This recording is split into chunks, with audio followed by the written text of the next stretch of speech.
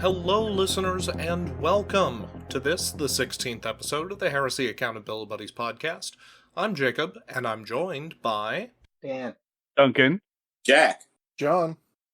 And, including our special guest... This is David.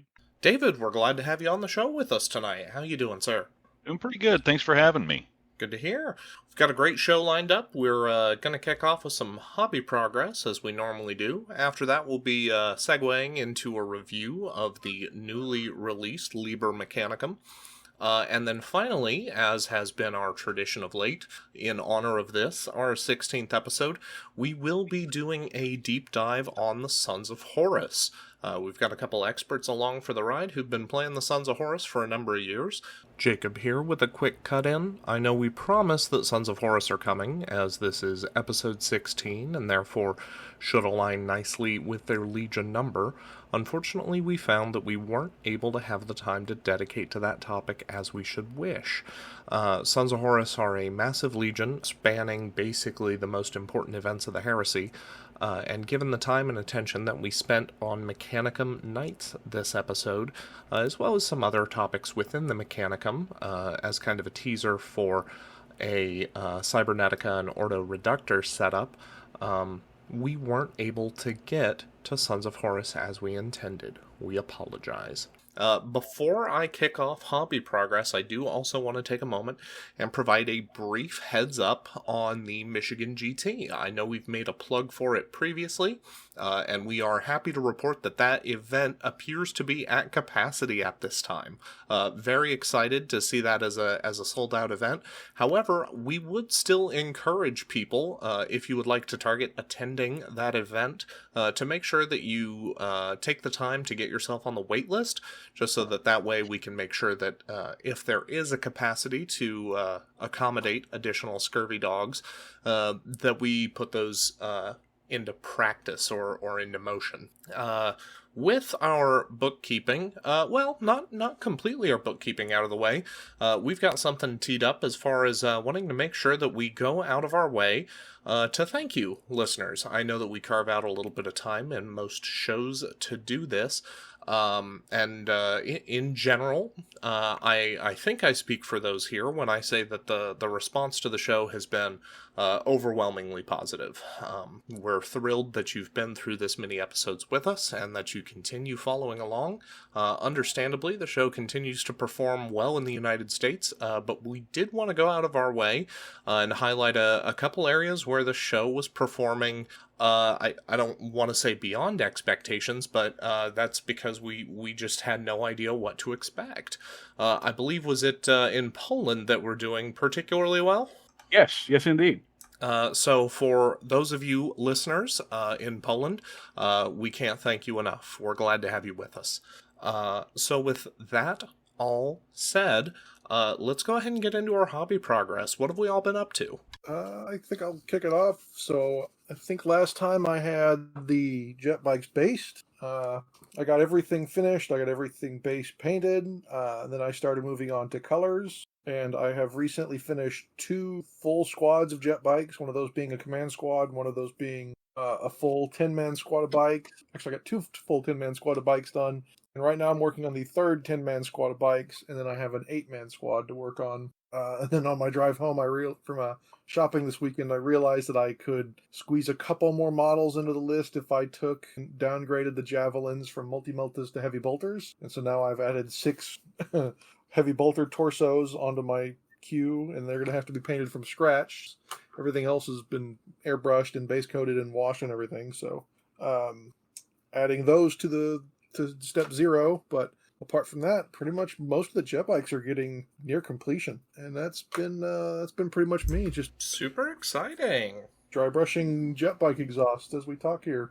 I Yeah. posted up in the group how I do the jet bike exhaust. It's just 4 quick colors and a quick dry brush of each one successfully to kind of blend in the bright blue. But I think it gives a nice contrast to the normal Ultramarines blue and the gold around that area. Dig it. That's all for me, guys. Kick it over to Jack like you. I have a fast update. I put together a new smoker. That's my hobby progress. Smoking meats. Always good. It's a full day, but somebody got to do it. What about you? I made my wife build my smoker because she's going to enjoy the meat. I'm There's going some- to not make a comment because I think that would be inappropriate. Might have been a reason. Yeah. Still not So going to what- make a comment. So what are you working on, Dan? So we talked about it last episode, which I don't think has dropped yet, but I ordered an Infinity airbrush. Well, through the magic teleportation that DHL is able to do, that airbrush shipped from Germany when I ordered on Thursday to Tuesday, it was at my door. So I I built a 10-man tac squad and a 10-man assault squad. And except for the sergeants, I went through and I did my white pre-shading and I did my red base coat and red highlight on all of those guys using the new airbrush. It worked every bit as good as I thought it was. No issues with it. I am extremely happy with it. I did realize that through my fault, I've got some touch-up to do on some of those guys, and I'm right now building the sergeants so I can put the color onto the sergeants as well and have them on the table to do all the rest of the work on them. So pretty much that's my progress for the week. Yeah, so that's it. So just to ask or to put it out there, I don't know if we mentioned on the last show, what airbrush were you graduating from, and what do you feel like the new one is going to help you be more capable of? So I went from basically I had a Patriot and a Renegade Chrome from Badger. I'm not going to replace the Patriot because I think the Patriot really shines for terrain and larger stuff. So I'm graduating from a Renegade Chrome to the Infinity, Harder and Steinbeck Infinity. I did get part of what convinced me to finally do it. They put out the special edition that has some artwork, and their profits are all going to the War Effort Ukraine. So it's really a pretty airbrush. I didn't get the pink one because I didn't think I could keep it clean. So they have a black and a pink with a design on it. But it's just for me, and I had sprayed one before and wanted to do this. Just the hand feel, how the brush works, how easy it is to set the backstop on it. Just a lot of things about the brush work well, how it comes apart and put together. It came with a 0.2 needle by default, and I ordered a 0.4. And when I put in the paint, and I sprayed white and then I sprayed some reds, and both of them, just a business card going through and spraying lines in my name. The control and the way the paint was spraying, it just works. It's better than what I'm used to. I still fought a bit of dry tip, but I just think that's the nature of where I'm at and how I spray. I also did pick up some new flow improver because I think I left my flow improver open and I think it evaporated some of the chemicals and wasn't working. So I will spray it a little bit with some more flow improver instead of water and see if that helps with the dry tip a little bit. But it was really easy to come in and wipe off and keep the dry tip off. As soon as it started, like it wasn't spraying quite right, I got that out of the way and it sprayed good again. But it just, I never, going through and I, appreciated,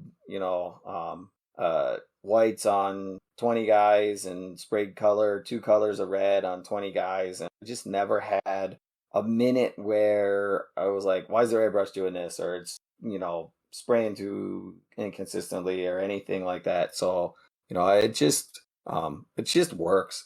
And that's what I want more than anything out of an airbrush. So. Very exciting for you, with the exception that, as with a few episodes ago, we were talking about your bulge when you were putting the new shoulder pads from the Mark 6 kits together. I'm glad that we could take this time to talk about your dry tip issues, especially as they're concerned to your airbrush. Like the just generic grunt of sadness that we get from Dan. That makes me happy. Just that little bit of resignation. Yeah. At least it wasn't an age crack, so. Well, yeah, of course, it couldn't be. We established just before I started recording that we're all Old. wizened or finely seasoned here. I'm just going to go with salty. Grumpy Well, old man. certainly not unfitting. All right, Dan, who did you want to hand it off to? Let's go to Duncan. Hasn't gone yet, right? Nope, I have not. So my hobby progress this week has been very, very involved. I used some of my prize support from Music City Heresy, and I ordered some more Pro Acryl paints and a 50, 1, 2, 3, 4, 5, 6, 7, 8, 40 something paint holder rack from them as well. Got that assembled, got it filled with paint, so it definitely cleared my my painting area up quite nicely. And That looked gorgeous, by the way. yeah, I'm really happy with how it looks. I'm really happy with how everything seems to fit in there. It definitely holds all the Vallejo, the Scale 75, the Army Painter, and most of the older Pro Acryl paints that I have.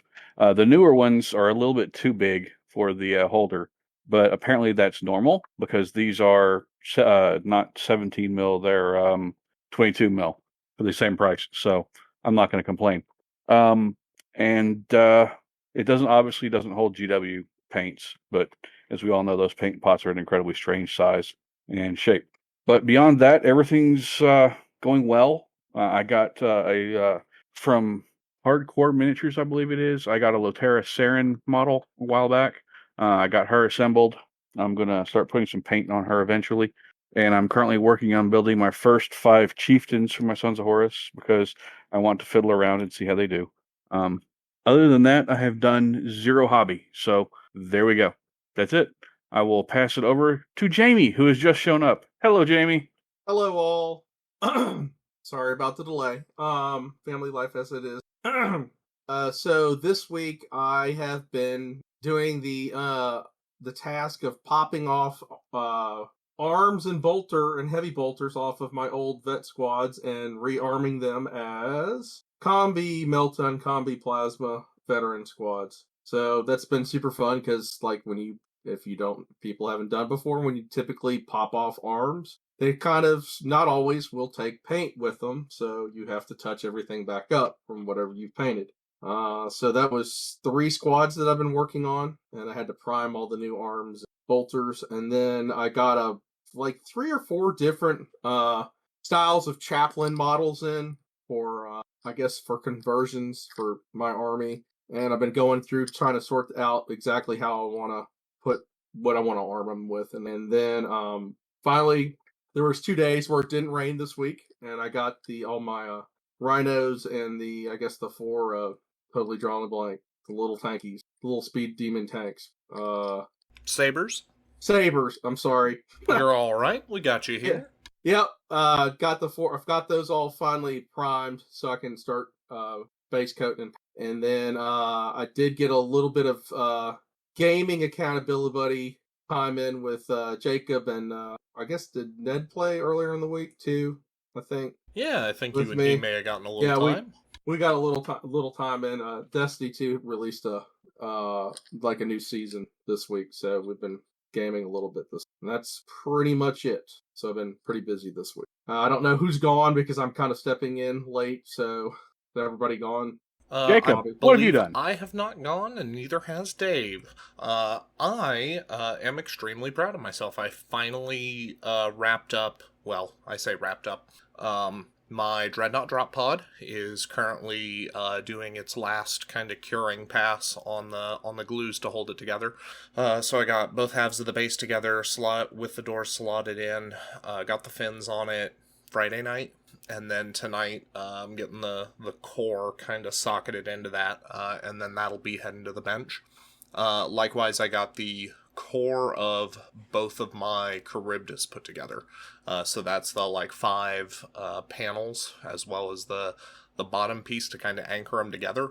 And I am stealing a couple tips from Ryan as far as I have left the kind of the core, that kind of capstone detached. I did put it in there just to make sure that they would cure in place correctly, but I'm going to leave that off so that I can try to paint this in some nicer sub-assemblies. So since this is going for my 1,000 Suns, I think the objective is going to be to stick to mostly red on the core body, and then that kind of capstone or nose cone that'll go white, and then the armor plating that goes around the legs that'll go white, and then I'll do some gold trim like pickouts around the engines or the thrusters on the main body. But otherwise, not only should that keep painting relatively simple, it does leave me the opportunity to still go back and magnetize it, as I did not take care of that before initial assembly. Some of that's because I'm dumb, and I don't think I wrote down what magnet sizes I needed anywhere. Just haven't made a trip to anywhere to see what I might need, or try to check what diameter those holes are for that to all fit together. But hardly the end of the world. Someone may have posted, but I think there's a magnet bearing, a kit that probably lists the magnet that would come. I just might look into that while we're doing this show. Dave, did you want to join us in discussing any hobby progress? Absolutely. So primarily what I've spent my time on this last week was preparing for the podcast tonight. I've got about 18 pages of notes with pullouts. I'm going to share the link to you guys here. I meant to do that beforehand, but I was running into issues with the microphone. Outside of that, I've been working on a lot of night commissions. I've got a 4-night commission I'm finishing up for House Maccabeus. It is 2 Armigers, a Dominus, and a Porphyrion. I've got a Porphyrion I'm also working on for the Loaded Dice podcast, and a couple Demios Predators, and a Thunderhawk for a buddy of mine that needs them in Deathwatch colors. So that's pretty much everything I've been doing hobby-wise. I did get a few parts in for some custom conversions I'm doing to some Armigers to try and make them look more like characters for when I decide to run just pure Armiger lists. Completely aesthetic, nothing. I mean, there's no such thing as a character Armiger in the current rule set, but I'm trying to think if there's anything else. I got like $75 in magnets that came in today, so need to sort through those. Yeah, that's kind of it, other than just, the general always finding some STLs and things online.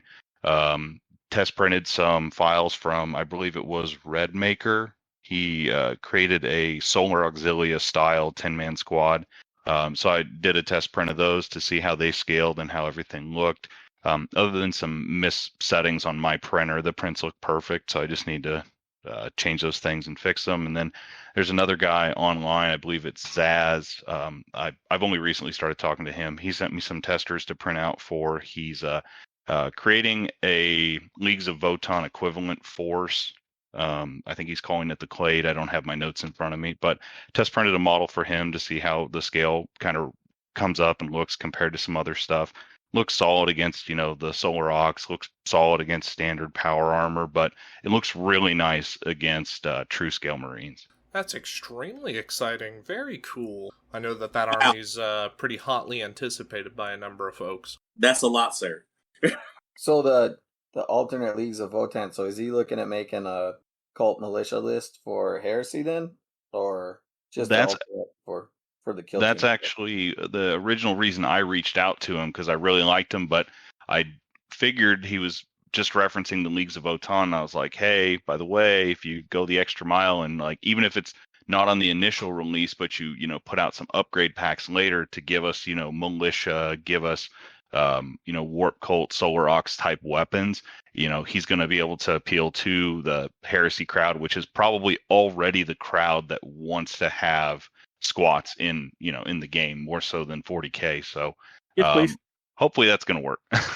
Yeah, because didn't a lot of people feel that the Survivors of the Dark Age upgrade for cults and militia was a way to kind of play squats? Yes. And there may be more of us old guys out there who have, even I know some buddies that have squad armies, but who definitely have that reminisce about the old squats and realize that they would be cool to play in Heresy. So yeah. All I can say is that right now I'm holding up an old squat trike for an exo armor trike with power lance. That's all that matters to me, is that yes, if the squats come back with the original aesthetic, I will definitely start a Solar Ox just to have that and have it be cool. Which is the whole point of Heresy. Yeah. Very I did like impressive. No wonder no one's been stopping. I did like how the preview for the Votan a couple weeks ago was those unreleased Berserkers that they made in the 90s. Yeah, I thought that was kind of neat. I was like, oh, wait, I think I've seen something like this before. But wait, it never came out. It was just hinted. Dagnabbit, GW. Yep. Just as a call forward to our Sons of Horus segment, it was interesting to note that they were referred to as Scythonian Berserkers. Yeah, that gave me a little bit of a twinge. But it's okay.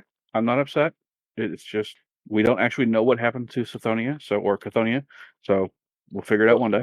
So Really I plant.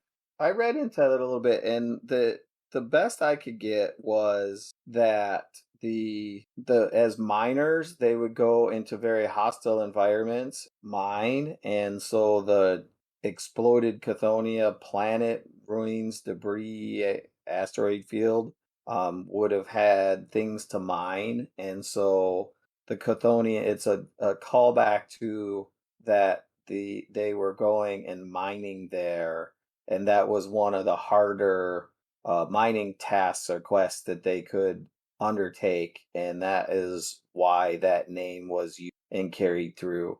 So it wasn't explicitly stated, but that's, as I read it and they talked about it, it seemed to me that was kind of the link there. Sure, I'll take that.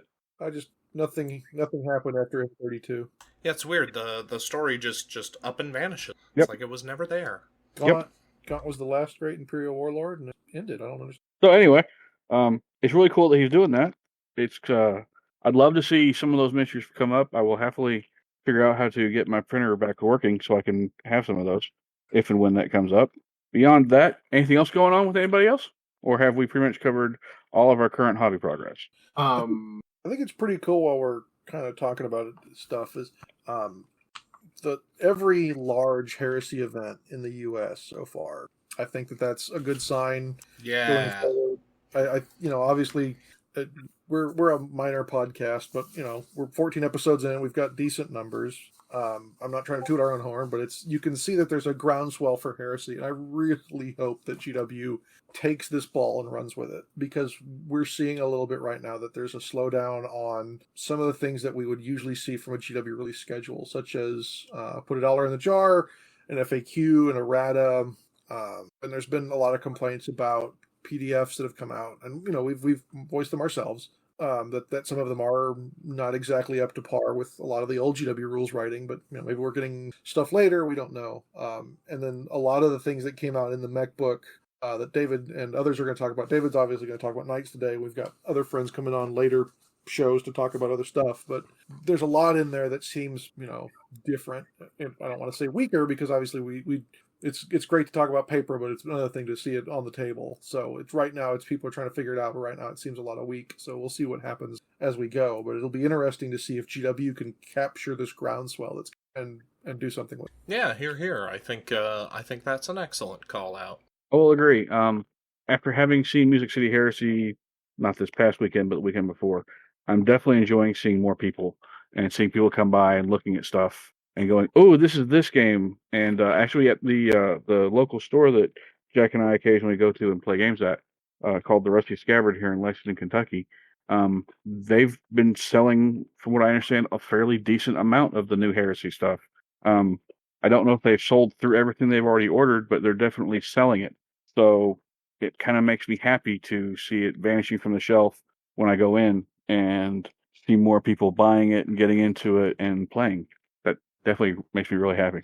Will say the two things that I'm slightly both excited and concerned about. I've been to a few Games Workshop stores since Heresy came out. Outside of the starter box, none of them have actively carried any Heresy items. And when I've asked them about it, they said everything is strictly direct order only. So it's a little concerning that the GW storefronts, at least, that they're not pushing it as much as the independent stores are.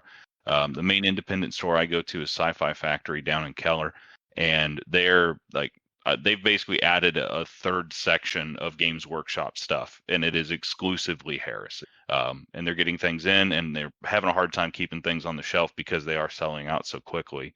So it's strange to see that This line, very similar to AT, though, is more oriented towards the independent stores and direct order only, instead of being, actively supported and promoted by the individual stores, at least from what I've seen. So to just kind of run that, we brought up in a previous show where some stores haven't felt equipped to be able to demonstrate or sell heresy, and so I kind of wonder if it's the case where so many of these independent stores have kind of been heresy's home already, and so they've already got the install base present, who's looking to upgrade, or who have been playing in store already, and so there's that visibility already. And mainline Games Workshop stores may not have enjoyed the same integration, especially in the context of what we've seen over the last year or two, with some of the I'll call it out a little bit here, overt hostility to third-party bits. And given that we talk about heresy is about rule of and so much of the community was built on the back of those third-party bits and conversions, that this may have kind of just been a oops kind of launch. Yeah, and so one of the GWs, going back to Rule of Cool, I got a lot of negativity from the Citadel when it opened. They did a pre-launch, a pre-launch and a pre-launch. They had two grand openings, and they did a heresy event there, and I was told that the models that I used that were third party but converted with 80% GW bits weren't going to be allowed in the store. And then when it came to the store being open, they changed managers roughly every 3 months, so I figured, why not go ahead and play. And I was kind of politely asked not to bring those models back after that event. But at the same time, when I went to a GW store the other day, looking for stuff, and I got to talking to the one clerk that they have. He had the box set. He had some Necromunda stuff, which is another third game system, so to speak. But it's not as popular as 40K and Age of Sigmar. But there wasn't a lot of heresy stuff. It was mainly the big box, and I think he had one squad of Kratos and then two of the heavy weapons. And he said he was selling it fast, but that, there wasn't just a lot of shelf space. And I think that's the other problem they run into, is because these one-man stores are built so tiny as to kind of be the first start, for people to get the first fix, so to speak. I think that's where we're going to run into a lot of issues I think GW's running into issues of trying to make it marketable in a store where they are limited on real estate. Well, it seems like, I know the GWs that I've been into, I'm pretty good friends with different managers. They're not carrying anything but the starter box and the big rule books, or for each of the traders and loyalists, and I guess they'll have the admech, but they're not actually stocking anything beyond that. But the other problem is that until very recently, they really haven't had anything to stock, because the Kratos and the Mark 1Cs and the Mark 4s and the Mark 3s, they've all been out of stock in the United States. So even if they had, they wouldn't have been able to restock anything. They had to go out on their shelves anyway. I know never sold out was the special and heavy weapons boxes. Correct. And there's still some of the heavy weapon stuff that has never been released up to this point too. I think they've only had that one box they put out, and there were supposed to be 3 boxes that were to have come out by now. Yep. So I don't know. The third-party game stores, the friendly local game stores that I have around here, there's one of them that has a fair amount of. There's 2 of them that have a decent amount of GW stuff, and they actually do stock a fair amount of heresy stuff. But I've actually never seen anybody play them. But I know it sells because I've gone in there, and the stuff they've had on the shelves, it flows in and out and comes back in, and they can. So, I don't know who's playing it around here. I haven't been able to find out, but every once in a while I'll find somebody that has been playing it. But then at the GW store, even though they're not stocking it, there's a lot of people that are playing it. They've been running 40K events, and what's the stuff with that, the Ashland Waste Mad Max looking stuff that just came out a couple weeks ago? Yeah, Necromunda. So they've been trying to have events with that stuff, but when I go in there, there's always 4 to 10 guys playing heresy on at least 2 of the tables. So I'm why aren't they trying to help they sell more? Because I know those guys, they hang out in the store a lot, and they buy a lot of stuff from the store too. So it's just kind of confuses me a lot. I don't know the thought process, and I get it. They may not have shelf space, but like the GWC, a lot of the GWs here in the Southeast, there are newer stores because we didn't have any. We had like some in Atlanta, and then they kind of sprung up new stores, and then they may have relocated recently. But like every one of the stores I've been in, they have like tons and tons of open wall space that has like nothing on it. So like they could put out, they could even stock out like the whole 40K line of stuff, and like right now they're only carrying selected kits, which is just pushed out, with the stuff they normally have to stock, which is just very surprising. I think you hit on it a little bit there, though, right? They're one person operations, right? They may have one other guy that. Yeah, there's usually like there's one guy person making stocking decisions and shelf space and gaming and events and everything else, right? I mean, my local game store, I probably talked about before, they have everything 40K that you can get in a store, to the point where their little wing of or Games Workshop, not 40K, they have like every Necromunda thing, as much of the Heresy stuff as they can get, all the 40K and AOS stuff. They've had to move their paint, GW paints, over to another section of the store with the rest of their paint stuff because they don't have enough room in the original section that included GW paints. But I still follow, like on Facebook, a couple of local GW stores that are, further away, right? My store is like a mile and a half. And so the GW stores are like 15, 20-minute drives in Chicago. So I don't go to them very often, but I follow them. And they, they're the kind of thing where it's like, oh, I'm sick. The store's going to be closed for today and tomorrow, right? I mean, yeah. So like, if that guy is, say, a competitive 40K player, or he's really into AOS 40K or 30K, and they're making decisions on what to stock and what they have knowledge about and everything, they're not going to go big in on the Horus Heresy stuff. So, I don't know that I would put it towards GW. I would say the failure is probably GW doesn't have an overall corporate strategy and are leaving it to the local stores. And it's going to be as variable as each local store manager. Yeah, but as a store, you're supposed to stock XY products. So like they have to stock, basically everything GW sells. So you can't just say, no, I don't want to carry Heresy. You have to carry it. But it could be the supply chain issues. They're not pushing as hard as the. Yeah, I mean, if you got space on the shelf, and you want to stock it, but your distributors are like, oh, who's asking about it, or I can send it to Games Plus, who's calling me in and ordering all this stuff because they're moving all this stuff through their store. The distributors might, and the supply chain might, to the individual stores too, right? I don't know. It is interesting. Yeah, it's definitely something. And I think, ultimately, it sounds like that's going to be our jumping off point to talk about the Mechanicum book. Okay, then I think at this point I'll go ahead and start this all off for us. The Mechanicum book. I have a severe problem with every single page of it not being done in binary or beep and boop. So that's my problem with the entire Mechanicum book. I'm done. I will say that it is actually, I didn't think this was possible, but it's laid out worse than the Liber Hereticus and Liber Astartes. Also the fact that obviously we didn't get the advance notice that the book was going to be discontinued. They did stealth edit or delayed.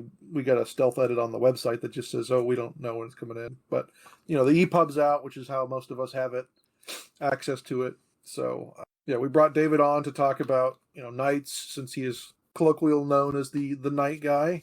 I have a problem. David and I play in the same event locally, and he's been nice enough to come on and talk to us about how the Knights used to be and how the Knights are now. So I'm going to hand it over to him. Take it away, David. All right. Well, I just shot you guys a link in the general chat. If you want to pull that up, it should give you access to see my notes.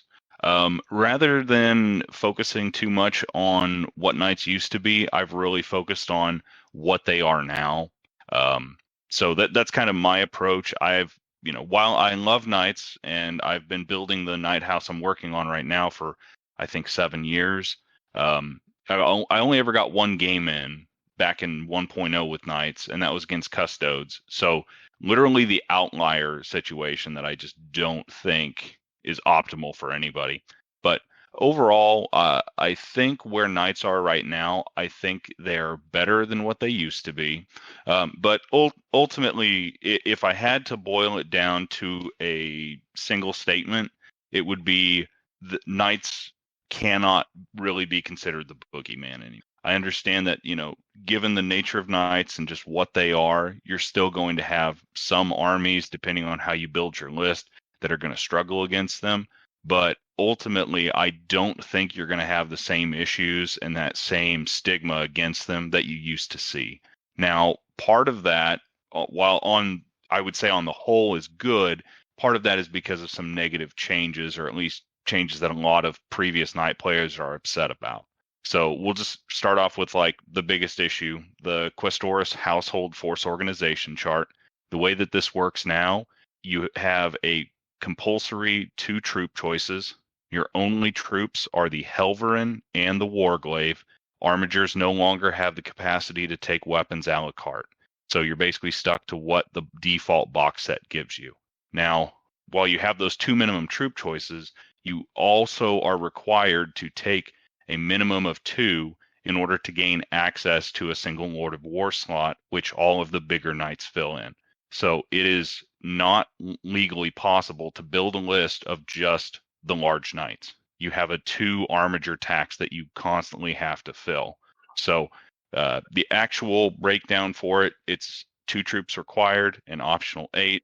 So if you take 10 individual armigers, you're going to have access to a maximum of 5 Knights. In a 3,000 point game, your average, you're still going to be pretty tight on points if you take 3 large Knights, and the rest, basically 3 large Knights, 6 armigers. So overall, I know that, there's a lot of mixed feelings on that, especially for folks that, they never bought an armiger, they don't like them, they don't fit their head canon for what Knights are. This is just kind of where we are right now. And I think overall it's going to be good. I do think that the armigers are kind of the overall winner right now in the book, for some reasons we'll get into. But that's kind of the big thing. Just wanted to address the elephant in the room. Outside of that, there's no Dominus chassis anymore. Hopefully that's going to be added in via PDF, but the Dominus Knight is just gone right now. There are no Knight household rules.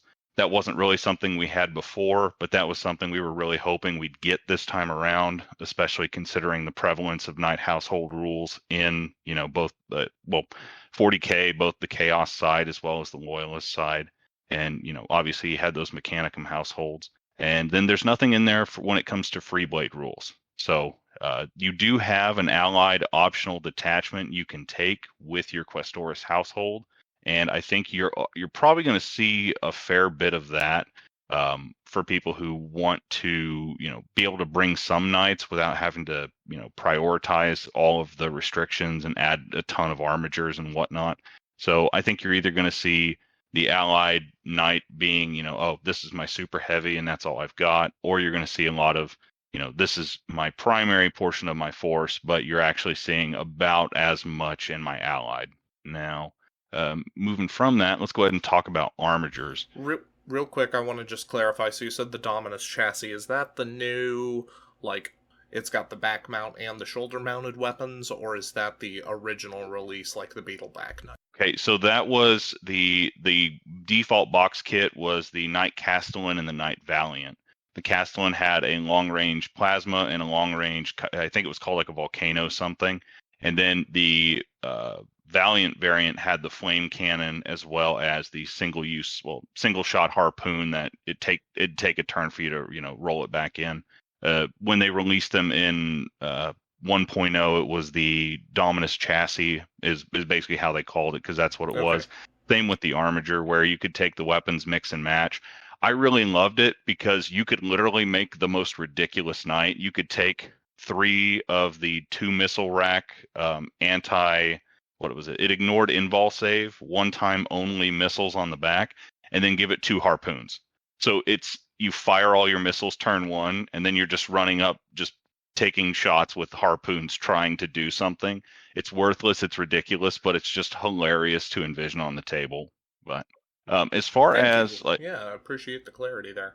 No, my pleasure. So Moving on to the armigers, again, I feel like these are the biggest point of contention and probably the biggest winners in the game right now, as far as what we've got for the Knights. They lost the ability to mix and match weapons, like I said. The Moirax is no longer considered a knight when it comes to your knight households. It is now relegated to the heavy support slot, which is already fairly crowded for Mechanicum. So that's just not something you're going to see as much of, which to me is good, because the Moirax I felt was that was probably a prime example of what was wrong with Knights. It had access to something that could basically do everything, and it was just really powerful. It still is really powerful, and I think if it's still possible in like a Mechanicum list to bring 12 of them, because you can take all armigers and talons of 1 to 4 models. So if you use all your heavy supports for them, you're going to be bringing 12 of them, and they are very ripe for abuse. So I would caution anyone that is thinking about it. It's going to be a really easy way for you to lose friends. That's probably one of the only ways I would say it is a bad idea to play Knights in this edition. And my very first game was a 3K game with 15 armigers. But even then, like comparatively, if I would have had 15 or 12 Moirax and some Mechanicum supporting, that game would have been over by turn 2. Now, the big things to take away from just armigers in general, they've got the skirmish type, which increases their cover save if they're in area terrain or obscured. Then they also have line. So that is your only unit in the army that's able to score you objectives. So it's important to have them. They're not as durable as one might think, but again, we'll kind of get into that moving forward. The biggest thing about them, though, and probably the biggest point of contention, why we were looking for an FAQ, is that they have their own unit type now. They are considered the armiger unit type, and what it does, it treats them a lot like a dreadnought. Makes successful wounds scored against them with poisoned X or fleshbane have to be re-rolled. All armigers have the stubborn special rule. Model with the armiger unit type can fire all the weapons they're equipped with in each shooting attack made, including as part of a reaction. Model with the armiger type can fire heavy and ordnance weapons and count as stationary even if they moved in the preceding movement phase, and can declare charges as normal regardless of any shooting attacks made in the same turn. Hello. Hey. Hey, what's up, guys? Not much. You just interrupted me running my mouth on Knights, so nothing that's any different than normal every time we talk. Oh, yeah. I seriously do not know how this happened, but all right, I'm here. Hello, Awesome. Priddy. We've What all up, missed Priddy? you. Man with the plan, Chris Priddy. One of the first people I talked to about heresy, and we're 4 or 5 years later, and I still haven't got to meet you in person. Yeah, exactly. But 100%. I think COVID that up a lot. But have you gotten to meet Flat? Well, I am both flat pretty and not flat pretty, so it is what it Schrodinger's is. pretty. Yes, I am. He is the Priddy. That's all that matters. Yeah. Dun, dun, dun. Sorry, I just kind of barged in, but I was trying to figure out how to actually get into this. And yeah, here I am. You're Awesome. all right. We're glad to have you with us. Okay. What's up, guys? Just talking about armigers and how broke they are. At least the way they're defined right now. Okay.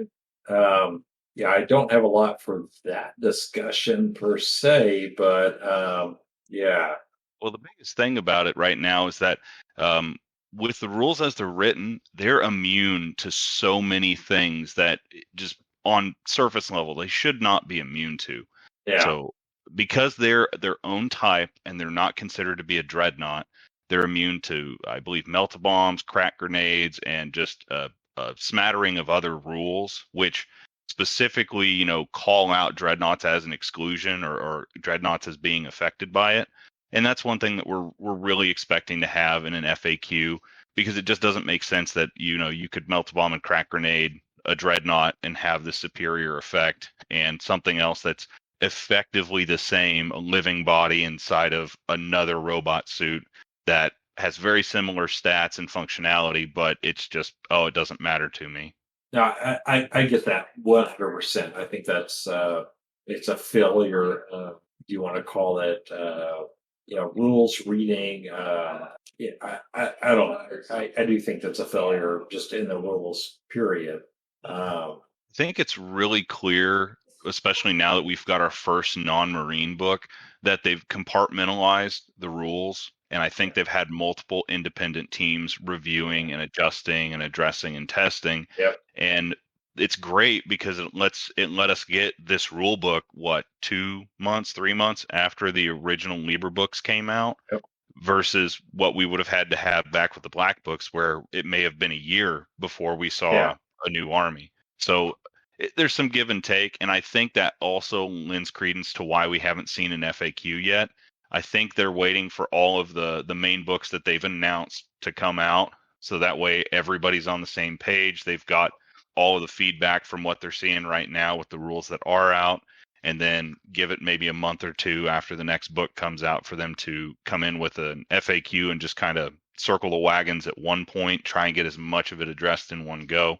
But we've also said that before, so maybe I'm being unfairly optimistic. Well, I mean, let's go back to the big rule book, right?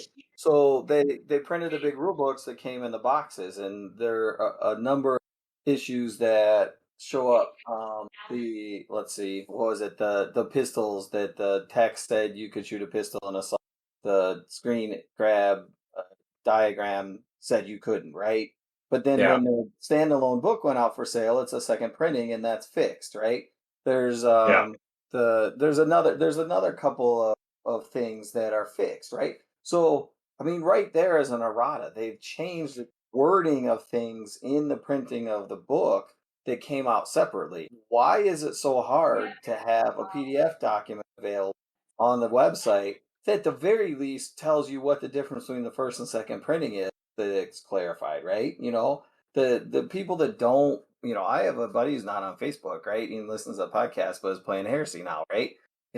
He's not getting the changes that are in the main rule book that publish separately necessarily, right? Someone's got to tell him that, right? And why can't they at the very least break radio silence on that and at least fix that stuff on a PDF, right? They've already try not to be too negative about all that, but I don't know where I got cut off, but it's just frustrating that, even something that they've not acknowledged, but they fixed, they won't even come out and give a shout out to that to everybody else.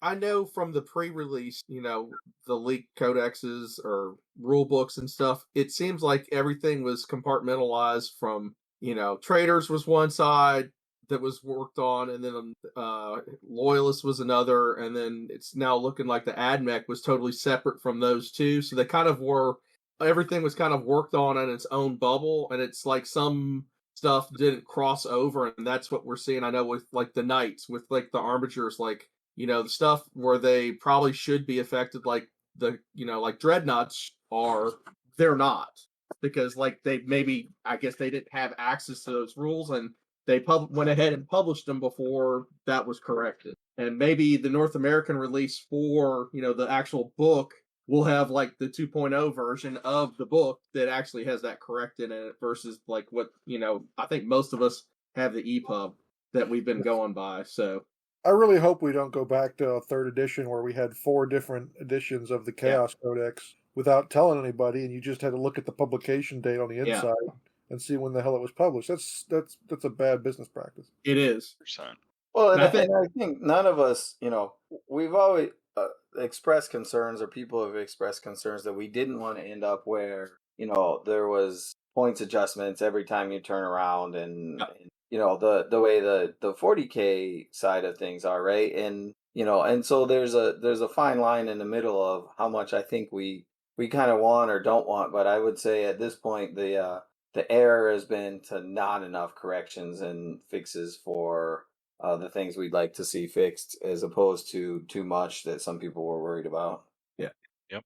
I agree. I guess, is there another? We're having another book, and supposedly in October, right? With is it Solar Ox and basically everything else? Is that what I heard correct? Or that's when the PDFs are supposed to drop for the militia and the demons, I thought. But yeah. Okay. I didn't know if it was like actual, like a rule book, or if it was like going to be PDFs. Yeah, the whole timeline there was still supposed to be a PDF in this time as well. I don't thought know there if was as well. July, August, or July, but we haven't seen that yet either, so not sure. I don't know, because I don't know Mechanicum well enough. Was there a lot of other things that could be in a Legacy Mechanicum PDF if that were a thing, or is it? So So the only models that I can think of that might be legacy would be the Medu or no, the Gorgon, the double-barreled Earthshaker isn't in there. no, it's a Minotaur.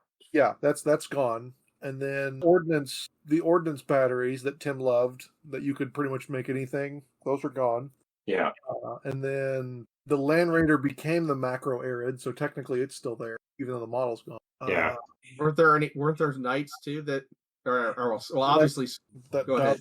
Yeah, that one that we were talking about earlier is gone, so technically, Yeah. it's missing. And then, if you wanted, I suppose you could talk about moving some of the models that currently exist into other slots, like they did with the Land Raider Yeah. pros in the book. So you could put Moirax and what was the Mechanicum Knights could technically be like available to the knight households and things like that. So it just depends on what they want to do with the other units. But as far as like legacy units, they don't have a lot. Yeah. What about was it well obviously Scoria wasn't in there, correct? It's So, in there. like, oh, he's in there? Yeah. I thought that same thing when I first went through the book, but yeah, Scoria's Okay. in there. There's a section that's like Persona Gratis or something, right? Okay, that never mind. I remembered. Yeah, I remember people were like, "Why isn't Scoria in there?" They're like, "Oh, it's in this." And like, okay, that's kind of weird. Yeah, that's why I was saying this book is so terribly laid out. You're constantly flipping back and forth, even more than you are with the Marine book. Okay. So overall, Dave, where would you say the book comes out? A through the standard F for grading scale. Book as a whole, not the layout, not this is strong, that's not strong, but book as a whole. How do you feel it lays out? I would say, if I'm honest, they're probably a B plus to an A on that scale. As far as what we've got, it's very clear as far as, for the most part, what's there. There are some errors, or some issues, but as far as like the Mechanicum layout for a couple different knights and the standard knights, the Mechanicum costs the same, but they have bonus items on there. So it almost seems like maybe those are supposed to be on the same night when it's available to standard knights. But then there's the counter side where you have other knights that are the same, or they do have more things, but they also points cost. So it is kind of reflective that, okay, it makes sense they have some extras. Overall, I would say it's probably a solid B plus for me. Personally, I'm excited that we've got knights. I'm excited they are toned down. There's obviously some things that I want to talk about with them, and some things that I think they're not necessarily being represented on the table the same way that they are in the fluff. But I've never been happier to actually have an army that I can start playing and feel confident I can build it whatever way I want, and I'm going to have a good time. Well, and I think that it seems like that your opponent's going to have a good time too, which was really always the problem with Knight, right? Very true. Now, again, I will say there's still a chance for that. There's still a lot of things, again, because it's the new army, it's functioning differently, and just we're working in a new edition. There's still a lot of opportunity for feel badsies if somebody is caught off guard. So I personally think right now, try not to go extreme on any one direction. Try not to maximize your big knights. Try not to maximize your armigers.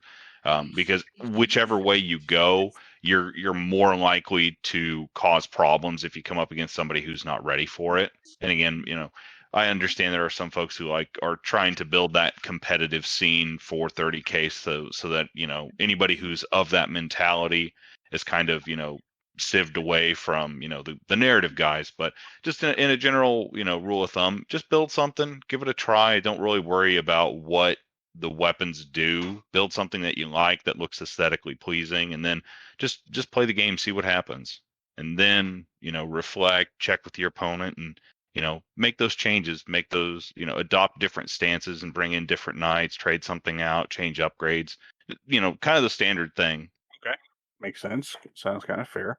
I don't really have a lot of questions about Mechanicum overall or Knights overall. Except I know that a lot of people played before with I can't remember the Centurion that gave you access to some of the bigger guys with either the Castellax or the Thalax, depending on which. I can't remember which character it is, but I know I had one, and I hadn't actually done anything with it yet.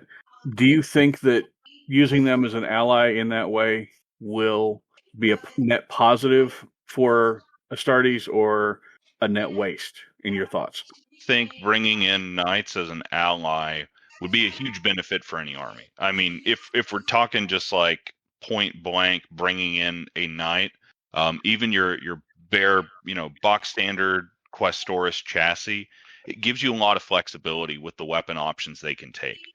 You still can't take them a la carte, but you can, if you want a dedicated melee threat, you can go ahead and take, dual chain swords or chainsword and the thunder fist. If you want something that's got some melee and range, you've still got your rapid fire battle cannon, you've got your thermal cannon, you've got the Avenger Gatling cannon. So you've still got all of the tools you had access to before. So I do think the knight is really effective for being able to complement the list as the list is written.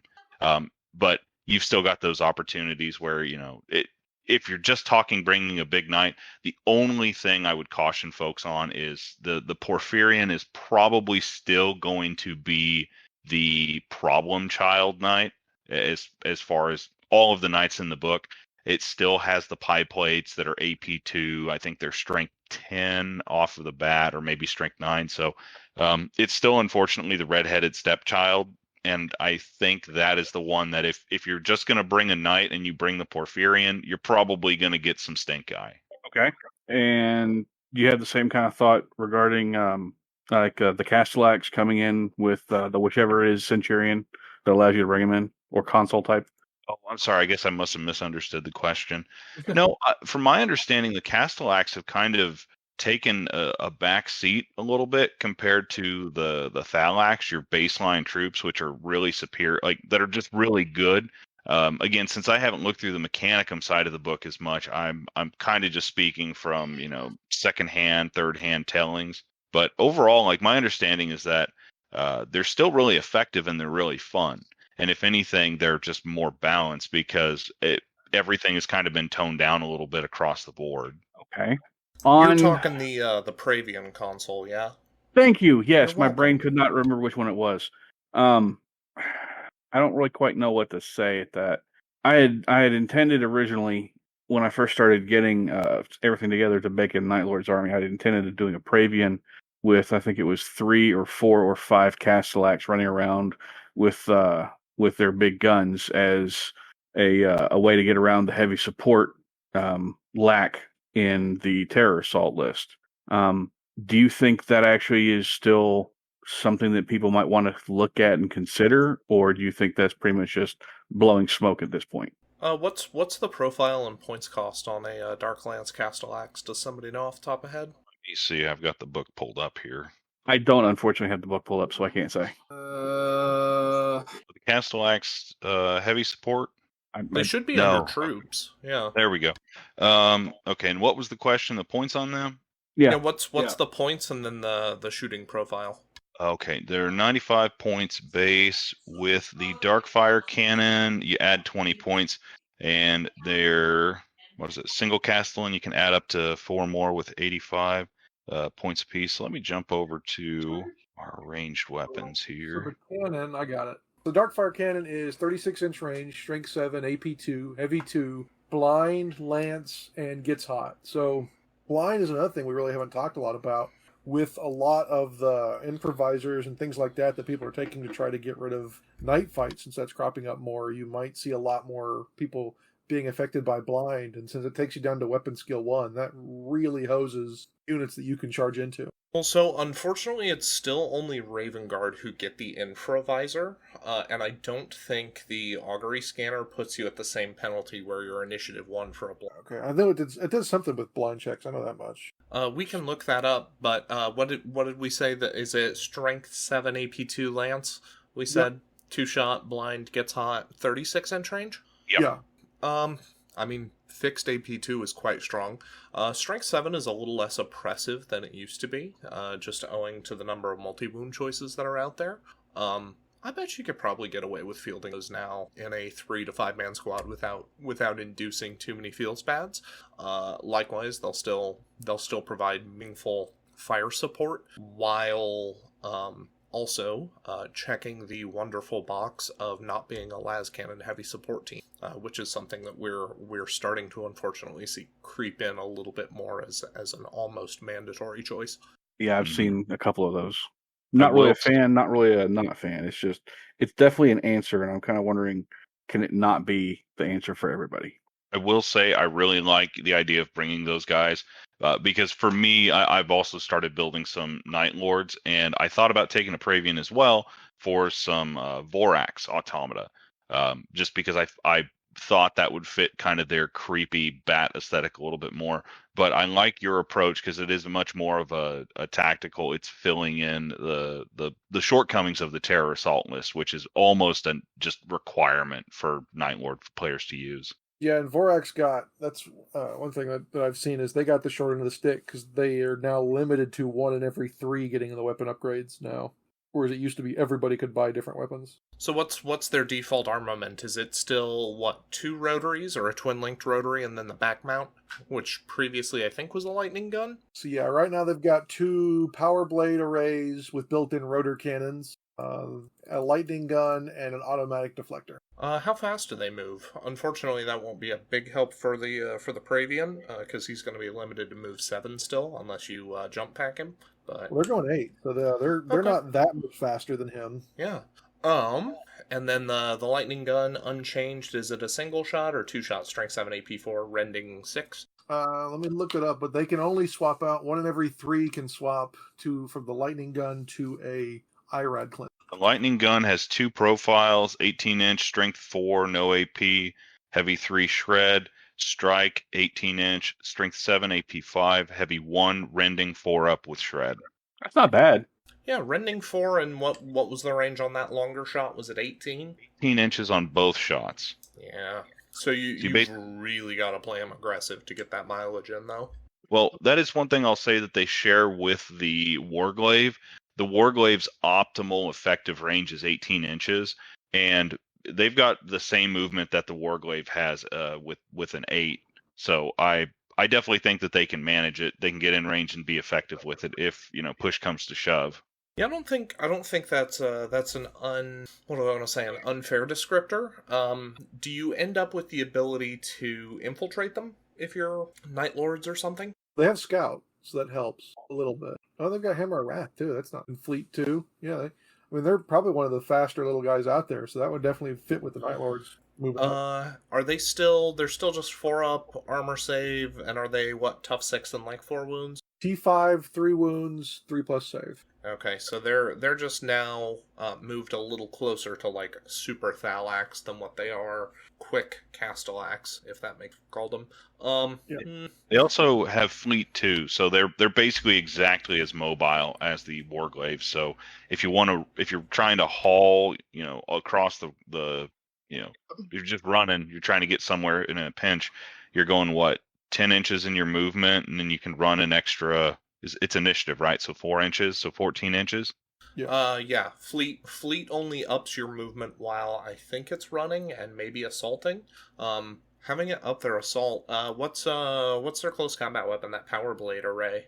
Yeah, so they've got 2 power blade arrays, and their weapon skill is 4. So they're not going to be great at doing close combat. They've got the same problem that the assault marines have, and that they're not doing a lot of punchback. Trying to find that power blade array.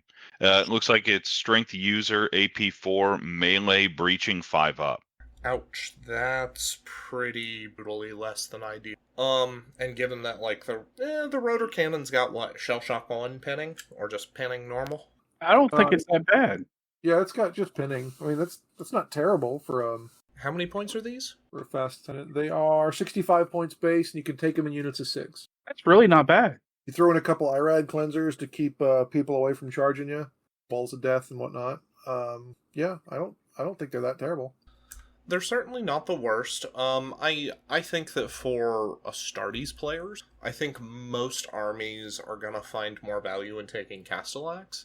But I can see an argument to be made, especially if you're Night Lords, for taking the Vorax. But then I would take them instead of the rotor cannon unit, as opposed to where Castellax you would take in place of like the heavy support. Yeah, I see that. This is probably a stretch, but the Praevian doesn't convey the Legion abilities to the Automata, does it? Not anymore. Don't Okay. think so. Yeah, it used to give them a pretty cool Legion bonus, but they took that away. That's probably best, especially since you've got Night Lords caring a lot about pinning, and suddenly having a squad of 6 guys with dual rotor cannons. Yeah, it does seem a little hefty. Mm-hmm. Give me a quick second. I'm going to look up what Praevians do this edition, if you guys want to continue discussion. I'm actually already almost to them. So I'll talk. The other thing is the Voltarax went up to now 125 points. They got it. Will not die. 5 up. Same automatic deflectors. The one thing I don't know is the Stratos thrusters. And they're anti-grav cybernetica, so they don't get any cover saves, like much like my jet bikes don't. But that's going to help a lot of the issues that people were seeing with those, is constantly taking cover saves on those before. Voltarax are the flying potatoes. Yeah, the things that become the Death Light Guard. drones. And then Stratos thrusters makes them turn their movement to 16 inches. In addition, it allows the unit to hover above the battlefield, and then they can ignore all difficult and dangerous terrain at all times. So yeah, pretty nice. Instead of being a flyer or flying monstrous creature, now that they've just go from 8 to 16 whenever they want. Now, when you use the Strato Thruster to kick up and to gain vision of the whole table, does the whole table get vision? I don't think you're doing pop-up attacks as like you used to be able to in second. I think it'll be limited upon like what you can see. So, wherever you end up during the movement phase, it's not like a jump pack. Okay, that's good. That's just something where I very quickly was like, oh no. Yeah, it's basically like you always count as or as hovering. So it's I'm gonna ignoring difficult and dangerous on top of being an anti-grav unit. So I got the Praevian pulled up. We're wrong. Praevian gains Master of Automata and Legion Cybernetica special rules. Ignoring most of that, it says any models in a Castellax Battle Automata maniple or Vorax Battle Automata maniple included in an army due to this special rule gain the same Legion Astartes X special as the Legion Praevian they share a force organization choice with, but may not select any Legion-specific war gear or other options. Some Castellax. So that... Go ahead. Well, you go. I've got some evil thoughts. Let's just put it that way. I think we're all having similar thoughts. Let's start by just putting out there that unfortunately last edition we learned that this isn't healthy. And more specifically where we learned this wasn't healthy is we put Castellax to tough 8. Now admittedly, like, we're allowed to put Dreadnoughts to tough 8 now. If we're Iron Hands, so maybe I have no idea what I'm talking about. But just please remember that some lessons that we had learned in previous editions ought not be forgot. The only thing I wanted, and again, since I'm not as familiar with Mechanicum as everybody else here, I see here that the Vorax are considered light cybernetica. I'm not seeing any specific information here on the Castellax maniple. They're just listed as automata. When it comes to the Night Lord special rule, depending on what light is treated as, if they're counted as more or less, model-wise, that may be pretty aggressive and an easy way to get some bonuses from outnumbering your opponent when it comes to shooting. So light doesn't up-count you as anything. It all goes off your bulky count, which then put Dreadnoughts in an awkward spot because they have... Gotcha. So that's probably the same thing here with the Castellax, since they don't have a size listed. Oh my god. I got a question for you, Mr. Dave. Yes. If I may. I know we started talking about the armigers. Mm-hmm. How did that game with the 13, 17? How many did you play with? 3,000 points with 15 armiger. How did that go? I lost the game. It was against Lucas's Dark Angels. He was bringing 2 Spartans, 2 Land Raiders, and 3 squads of Terminators and a Terminator equivalent unit. Everybody was weapon skill 5, and I very well could have potentially won the game by not retreating, because I basically spent the first 2 turns moving my models back. The objectives were all spread across the middle. It was like 5 or 6 objectives, and I was moving myself back to maintain distance. That way they couldn't get in on me. Unfortunately, that had the downward trend of they could move past the objectives that were in the back, and then it made it that much more difficult for me to have to get around them or go through them to get and score those objectives. So overall, I mean, that's from a tactical perspective. Gameplay wise, it made me feel a lot more comfortable with armigers, specifically because I just reading them stat wise, it sounds like they're going to be incredibly good. Now going up against armor, because this kind of goes back to, I know I kind of prepared to do like a full, I could do 45 minutes to an hour breakdown on all of the knight information here, but like to try and summarize it, the Warglaive was the MVP in that game. His 18-inch effective range was really good against the tanks, and the fact that he has, a 36-inch effective range against or I believe it's 36 inch. Yeah, he's got 18 inches to get the Melta effect on a vehicle. It's by default a heavy 2 armor bane Melta twin linked weapon. So you're hitting on 3s, re-rolling, and then you're already strength 8, rolling 2 dice to penetrate on a vehicle. I reaction fired, like the second unit that shot at me was a Spartan, reaction fired on it, managed to crack it, pin it, blow it up, and Lucas's Terminators all piled out. I think maybe 1 Terminator died inside. But that was really solid, and it showed how effective those things are against armor. But I really think like the selling point on them was these things will eat Terminators if they get the chance, because they've got that 36-inch range, 2 shots, twin link. They're going to be wounding on 2s against everything in armor, essentially. And then they're relying on whatever they happen to have for invulnerable saves. Now, outside of that, because my list was almost a 50-50 split, except I had a couple more Helverins than Warglaives. I think if I had more Warglaives, the game would have shifted dramatically, just because that's more armor cracking power in the first couple rounds of shooting. But the Helverins are actually really effective. If somebody's just interested in like picking up an armiger, and if they're thinking, what's going to get me the most bang for my buck, I would definitely say the Helverins would, strictly because of the the ammunition they have. Their autocannons are 64-inch range, so you can shoot across the table. You're guaranteed to be able to hit somebody somewhere with something. They're strength 7, AP 3 on both profiles, heavy 2 on both profiles, and rending 6 up on both profiles. So if you've got 2 of those guns, and which is built in, you've got 4 shots, hitting on 3s, wounding on 2s, rending on 6s, and you're just going to decimate power armor, because of the 2 shot types they have, the Ignis rounds, you have ignores cover. So you're basically just eating through them. And if they've got, what do you call them, like a sergeant, squad leader, somebody with artificer armor, there's a chance you may end up rolling a 6. So then you've got a pending, or a rending AP2 shot on them, which would be able to eat through that armor. Because it is strength 7, you're not going to be able to double anybody out unless you've got some kind of combo shenanigans with, rad grenades or something that can reduce toughness. But the other round that they have, again, same thing, but instead of ignores cover, it has sunder. So you're essentially able to re-roll your rending shot when you're trying to roll against light armor.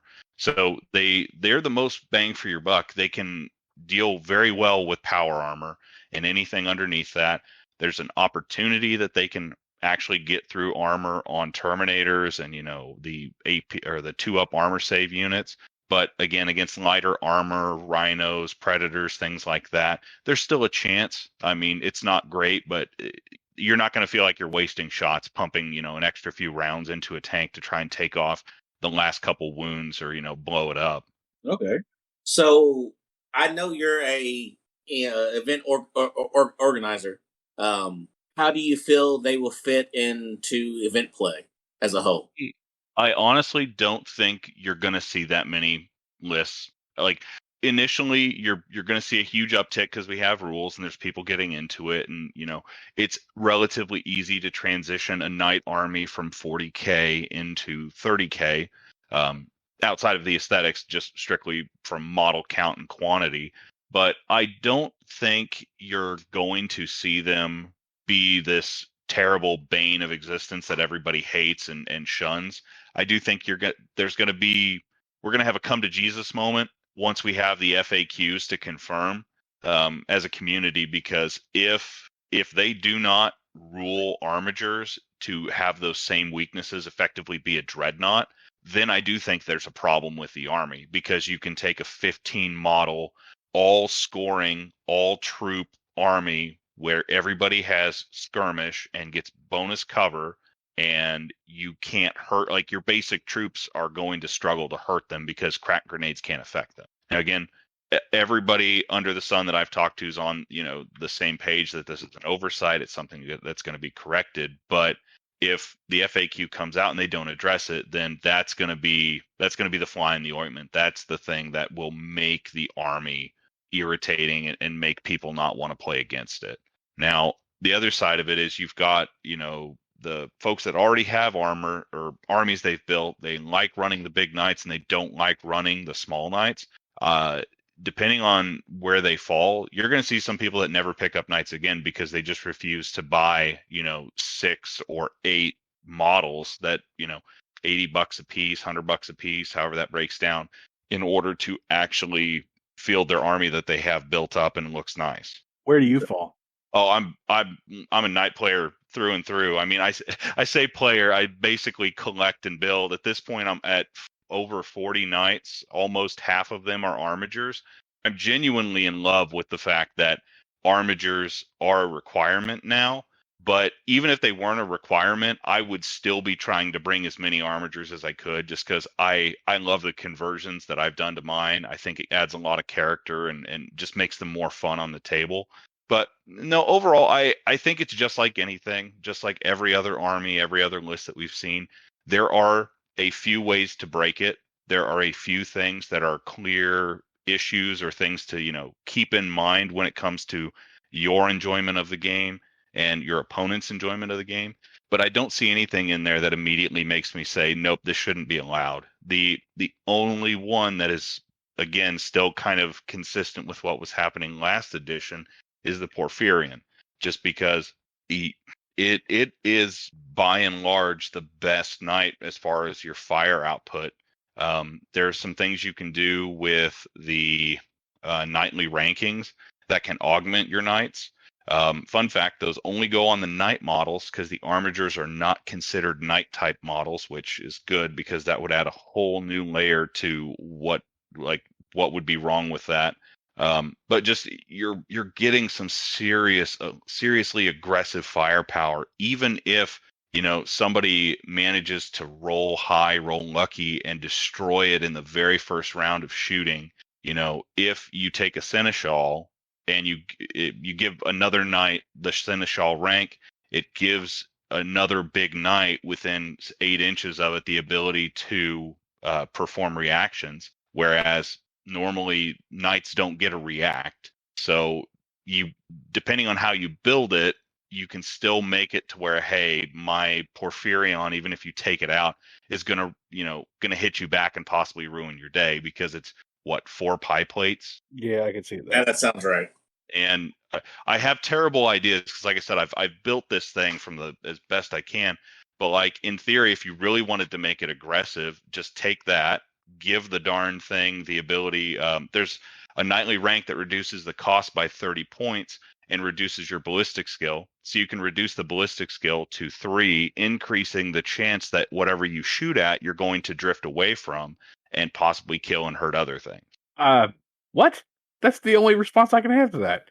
Yeah, like I said, my approach is I've gone through and I've broken the rules for knights. I know what is going to be the cheesiest things to see, and I'm not going to go any farther and talk about them. But again, if where there's a will, there's a way. There's a lot of cheesy things you can do with the Astartes.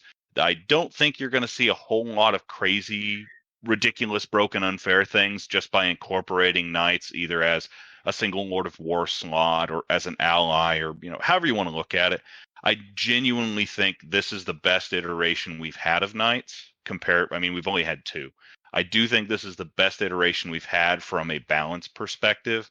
But again, we're making some assumptions about certain, depending on what that FAQ is.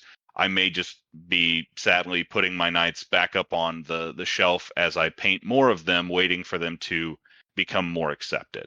Okay. Well, does anyone else have any questions? I don't know that I do currently.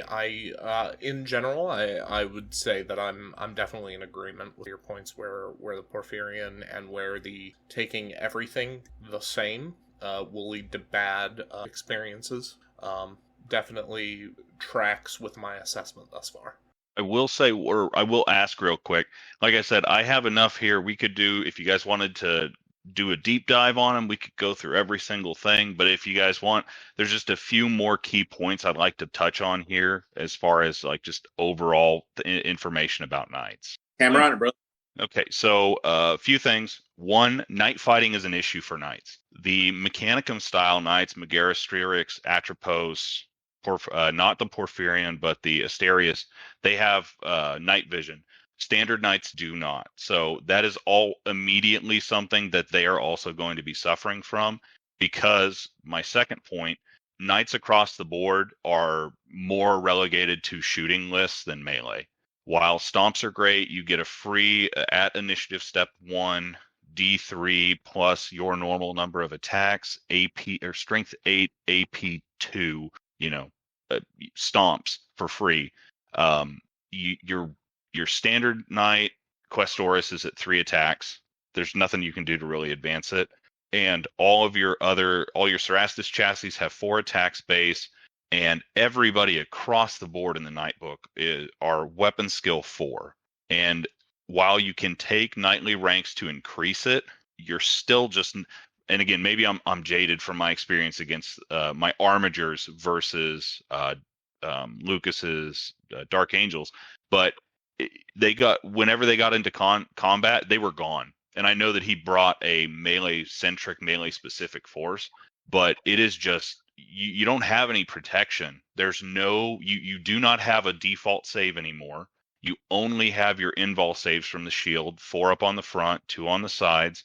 If you're a Lancer, which is one of the only real dedicated knights we have now, I would say the Lancer actually got a buff, because the way flank speed works is you can increase your movement speed by 4 inches, but you can't shoot. You can still charge. And they've got a default movement of 14. So with flanking speed, he could go a maximum of 18 inches. If he just wants to run like flat out as fast as he can, he's covering 22 inches in one movement. And that's also the same on all of the the Cerastus chassis. So those knights give you the option. None of them are super aggressive in shooting or melee, but it gives you a lot of options where you can completely shift the tide of the battle as far as where your pressure points are coming from. I think what you're going to see a lot of people doing for both game efficiency and also just for narrative fun, I think you're going to see people running multiple Cerastus together, at least on similar flanks. You may see the same chassis functioning together, but you may still see some different ones. The Lancer, the other thing I really like about the Lancer is that he has reach on his weapon, I believe, on the Shock Lance. So he has the ability to shoot on a target, and then he can choose to assault a different valid target, which was my biggest complaint about the Knight Lancer before. He only had a single shooting attack, or single shooting weapon. It was strength 7 AP 3, and most things you shot on, you would destroy or knock them out of charge range. So you would almost never see it shooting. So that's nice. I like that it's actually effective. It has the concussive rule, so I can see some people running that in and maybe, shooting this target over on my left and then assaulting my target on the right while now this concussed unit, if it was effective, my armigers that are running alongside me, the warglaives, they can run in and try and, sweep up that unit I shot at.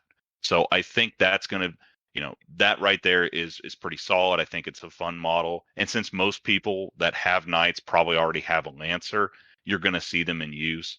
The castigator got a huge increase as far as its efficiency and effectiveness. It's really solid with range. Sorry, I'm getting sidetracked on my notes here.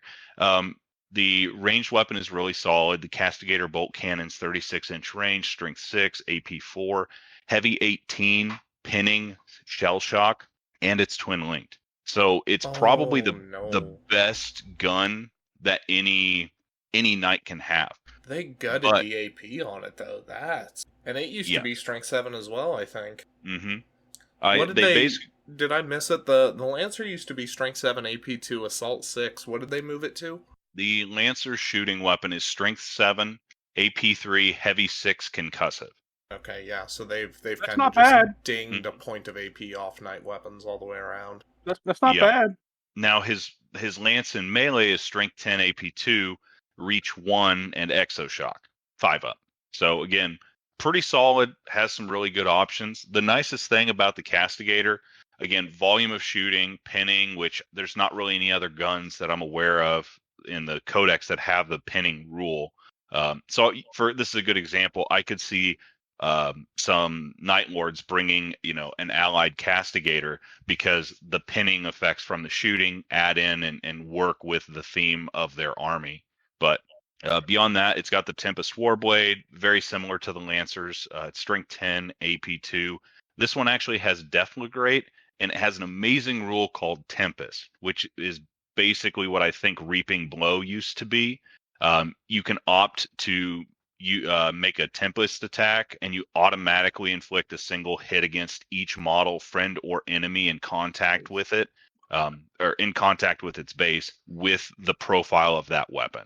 So if somehow you're able to get in combat and get a lot of people around you, you can auto hit them with Deflagrate attacks. Yep, I had both the Lancer and Castigator that I had built previously for my 1.0 Night Lords, because so they're already ready to go. Excellent. Now, I would say the Acheron is probably on the if you're looking at, what is a winner and what is a loser, it's probably a little closer to the lower side, maybe not as excellent overall versus the Lancer and the Castigator. You've still got solid melee with the Reaper Chain Fist being strength 10, AP 2, melee armor bane. Your Flamestorm Cannon, though, and this is one I think people are going to overlook it, but I'm really excited to see somebody bring 2 or 3 of these Acheron, because again, you've got that 18-inch movement, no ability to shoot, but you can still charge.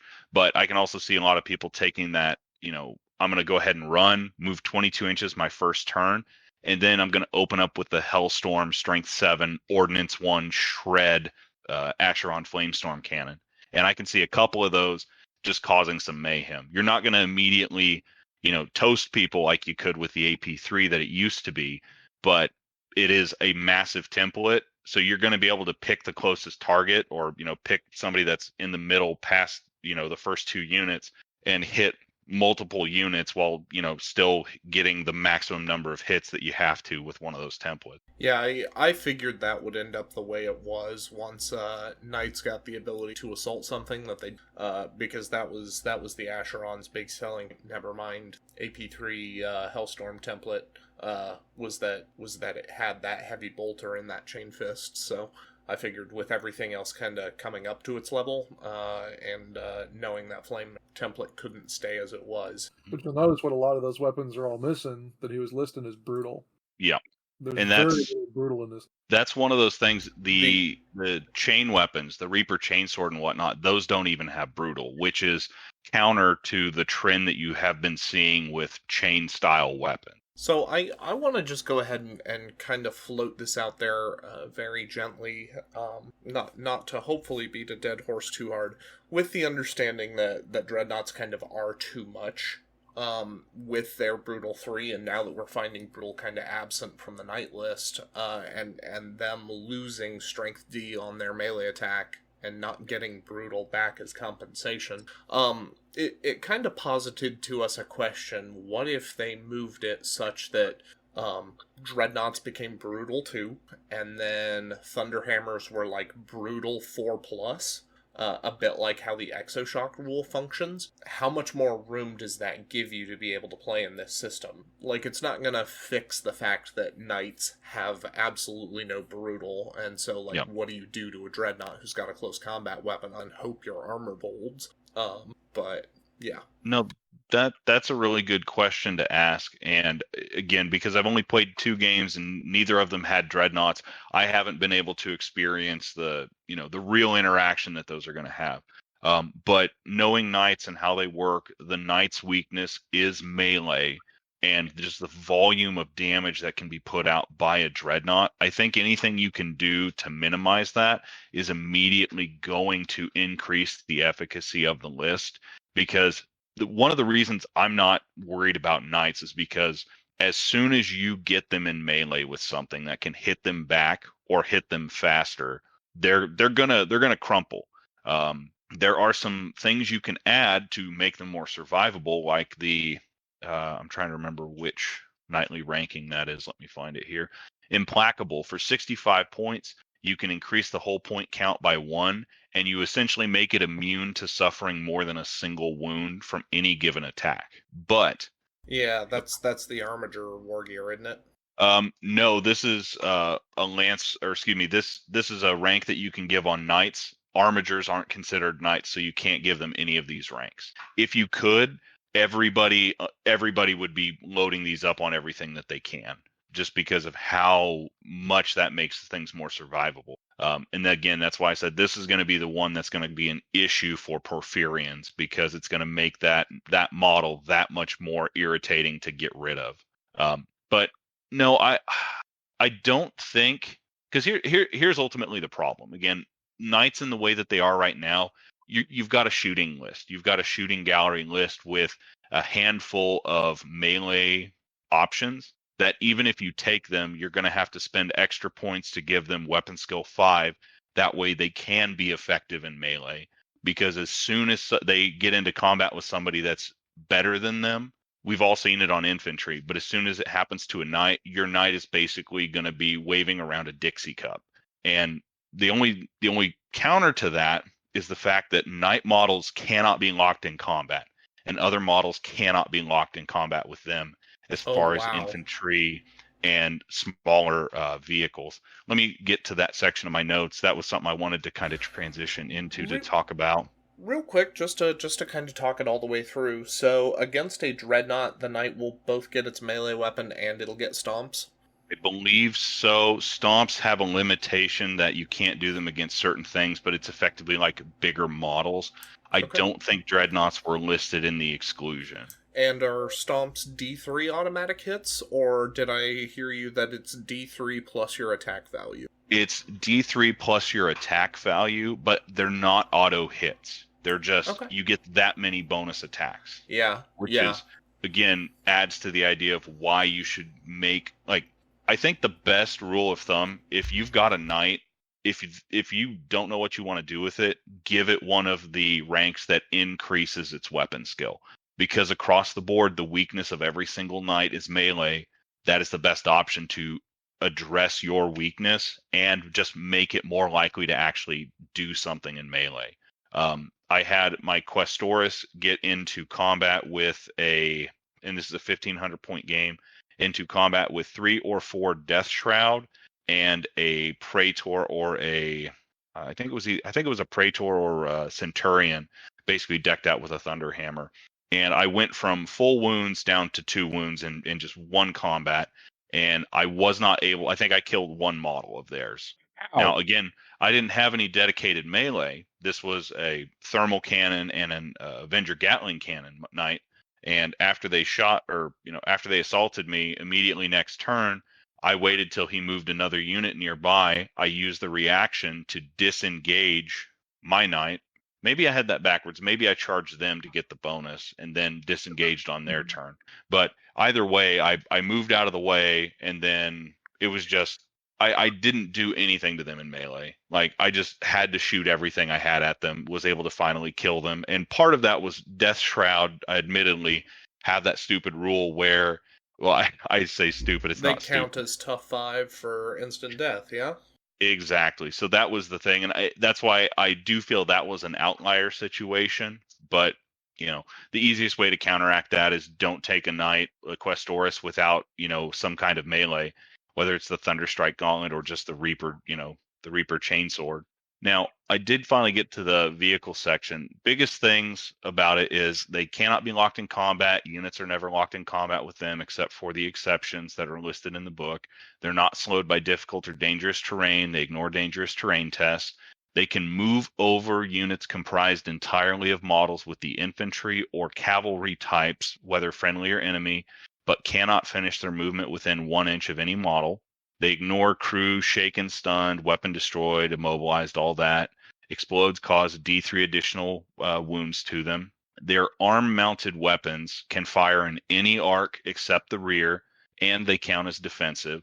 The carapace-mounted weapons, which only applies, from what I can see, to the Questoris, they have firing arc on anything, but those have a minimum firing distance of 12 inches. That is something I believe I messed up with on my 1,500 point game, because I did not realize there was a minimum distance now of 12 inches. And then the other thing, this one's just kind of weird. I feel like they're future-proofing something. Knights or Titans gain +1 bonus for every melee weapon after the first. So if they have 2 melee weapons, they get +1 attack. If they have 3 weapons, they have +2 attacks. But to my knowledge, there's no knight that can take more than 2 melee weapons. So it just feels kind of strange. Now, so maybe we'll get a 4-armed knight. I've got a 3-armed knight that I've built to be my Lancer, but it would be really wonderful if they actually had some rules for that. Then let me think here. The other thing, on the Questoris, and this is just kind of a weird one to me, they've basically broken your weapon upgrades from left arm and right arm. Your left arm can only take the Reaper Chainsword, it's like the Chainsword, the Fist, and the Avenger Cannon. The other side can take the Battle Cannon, Avenger Cannon, Las Impulsor, Chainsword. So that's where you can get double Reaper Chainswords or double Avenger Gatling Cannons. They've defined hole mounted on the little stubber gun that goes in the shoulder. They can be multi-laser, heavy stubber, or melt-a-gun. They do have the catastrophic damage rule on knights. So it's strength 7 plus D3 when they die. It's AP4 on every model within 6 plus D6 inches. There's some other rules on some of the Mechanicum knights that increase the AP to AP3 or AP2. But for the most part, it's nothing you need to worry about. And then, again, probably the biggest thing about knights right now, the ion shields have changed. You don't have to declare facings. It's 4 up on the front, 5 up invul on the sides, nothing in the rear, and you do not get any kind of save in melee whatsoever.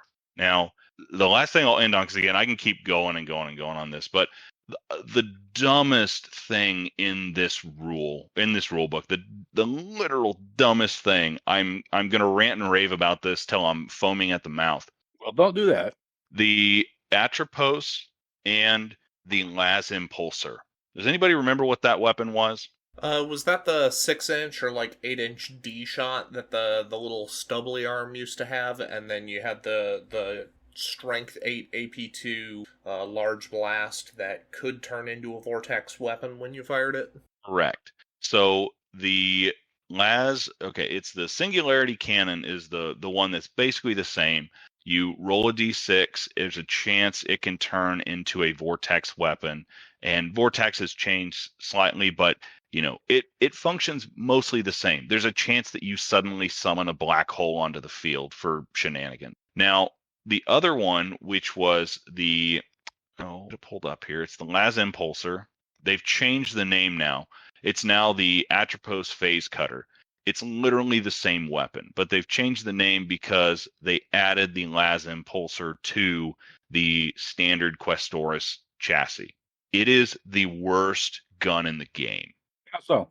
The literal worst. So it used to be short-ranged, single shot, like high strength, low AP.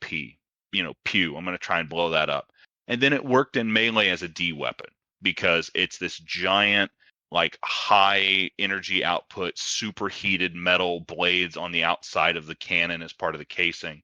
But he could do stuff in melee with it because it was a D weapon. What they've done to it now at range, let me get these pulled up because I've got them side by side for comparison. The Las Impulsor on the standard Knight, 12-inch range, strength 10, AP 2, heavy 2, sunder, instant death. That one is okay because you can combo that out with either a melee weapon or a completely different weapon of some type. And the range went up a little bit to 12-inch range. So the range profile is okay. The Atropos Phase Cutter, for some reason, though, is a 12-inch range, strength 10, AP 2, ordnance 1. It's the same weapon, but it's less shots, loses sunder, and loses instant death. I'm not sure what role that's supposed to fill in the book or just as a component you've added to this default gun that can fire, singularities and potentially create black holes. Now, the reason I say it's worthless and it's unusable is the melee rules for it.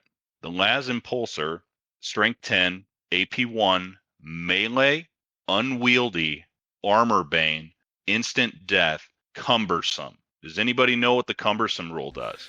Is that you make a single attack at weapon skill 1? Yes. Yup. That is correct. And then that's the standard Las Impulsor. The Atropos Phase Cutter is slightly better because it loses unwieldy. It is still strength 10 AP 1, cumbersome, armor bane, instant death. It is this is one that I genuinely hope was an error because it makes that weapon so useless. And the part that just kills me the most is like I could understand if it's like not super great in melee, but at least you've got some high power, short range, punching power. But they take the standard one that's available to the normal peon Questoris chassis, and then it's better somehow than this super upgraded Cerastus chassis that is Mechanicum specialized and built. It just makes no sense to me. No, it's specialized and it's designed in the same way that Apple's mice have been since the beginning of time. Yeah, That's bad. That's bad. Yeah, but funny. Yeah. It is funny. I mean, I have. You can't charge it and use it at the same time. Exactly. That's how you make human interface devices. It can be human interface or it can be a device. Not both. Not both. I mean, that's realistic. But I did want to real quick bring up while it was in my brain here. In addition to that being worthless, so if a Dreadnought gets into close combat with a Knight, the Dreadnought, Knight's still front 13? Yes. Dreadnought should put one invulnerable save on the Knight. By the time it's 3 attacks, it'll hit twice, it'll get 1. This is assuming it didn't bring the chain fit. The Knight will be about 10 attacks, it'll hit about 3 times. It should wound at least 2 of those, which should stick to the Dreadnought. So, even though it's ugly and it's going to be a super nasty slog, technically speaking, the Knight does actually shake out, which I did not expect for the lack of brutal. Turns out making 10 attacks around can help overcome weapon skill deficiency. I will say the stomps are a godsend. The fact that they do get the default free D3 plus your normal number of attacks striking back.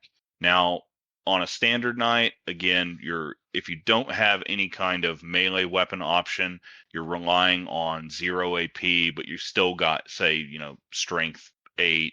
I think it's strength 8 for most of them.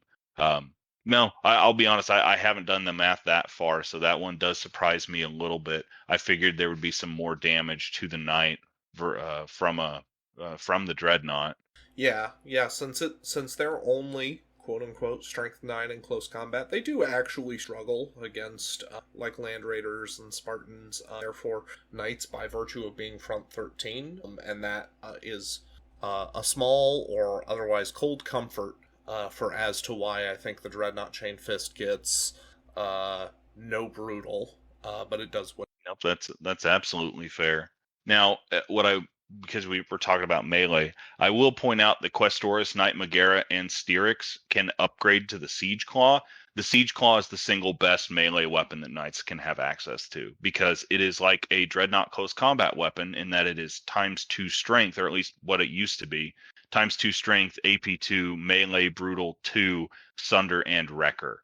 But the trade-off, the fact that they have access to that, they're initiative 2, and they have 3 attacks. Still very, very powerful, but if you've got somebody that's got better weapon skill than them, it does drastically, downgrade what they can actually do hitting back. And if you've got any kind of power fist, chain fist, or even, I think, aren't there a few higher strength weapons that strike at initiative? Or am I just imagining Leviathan weapons, I think, can get up to like strength and still swing at initiative. I know that Ferris's hammer is strength 12 at initiative, but he's also dead, so that really doesn't matter for balance purposes. Ain't got to worry about that. See, there you go. Perturabo does get to swing it at strength 12, but I think he's down to I1. I can't immediately identify anything else that's above strength 10 and faster. Gotcha. I definitely think if you're taking the Questoris and you're going for dedicated firepower, I think that's probably. See, this is the hard part for me, because I'm a firm believer that the Knight's strength should be melee, but the rules and the weapons and what we actually have that we're looking at, their output is generally going to be best suited for ranged, unless you're dealing with the stock standard loadouts on the Questoris, or the Cerastus, or the Porphyrion and whatnot. But even then, the Asterius and the Porphyrion are strength 10. So even with no AP, your box standard, whatever your default attacks are going to be, you're probably going to be able to nuke whatever you hit, unless it has, any kind of Eternal Warrior, or, whatever ignores instant death. I almost wonder if the reason why they devalue combat outside of specifically get a couple wounds through and then cause a sweeping advance, is that led to problems where they couldn't give the ability to charge something other than what you shot without just really giving them too much damage potential. Because suddenly when you have a knight that's able to reliably claim between 3 kill points a turn, that really complicates the ability to balance the arm. And so now by making it they have close combat weapons, but they're designed to help dig them out of close combat or punish enemies that close. And even then, dedicated assault units are still designed almost like elementals in BattleTech. They're designed to just rip a knight apart like a piranha swarm. Yeah, that does make sense. I will also say Knights cannot sweep, except there is one ranking you can give them for 35 points. It's Dolorous, and this is probably the default one I would recommend putting on most Knights if you don't have a better plan for them. Again, simply because this one by default gives them the weapon skill +1. They gain the character subtype and the Dolorous special rule, which a model with this special rule may attempt to make sweeping advance as an exception to the normal rules for models with the Knight unit subtype. So the point that you just made, I think, is still a potential issue we may run into. It's really going to depend on what actual, more games, more feedback from folks than just the 2 that I've played. But kind of like I said from the beginning and early on, you can make a lot of really nasty stuff here. There's a lot of lists and options you can make to have those feel badsies. But compared to what they were last edition, just the sheer amount of interaction that was ignored by Knights is what caused the problems. Then you throw in the fact that you could stomp out, characters, Primarchs, things like that before. I think it was a community rule, and then maybe it was an FAQ after that they were able to look out Sir from that. So I'm I'm still very hopeful that we're not going to see those same issues. But I mean, we've all seen what the community does. The Warhounds on Aegis or the Sky Shield landing pads with Void Shield generators, those get called out very quickly for what they are. And no arms. No arms. But no, that's where I'm going to leave it for now, because otherwise, like I said, I can go all night. I can go line by line on these guys. All night. Boo! And that's a sign that we're all getting slap happy. It sure seems that way. With all of that being said, any last points to touch on?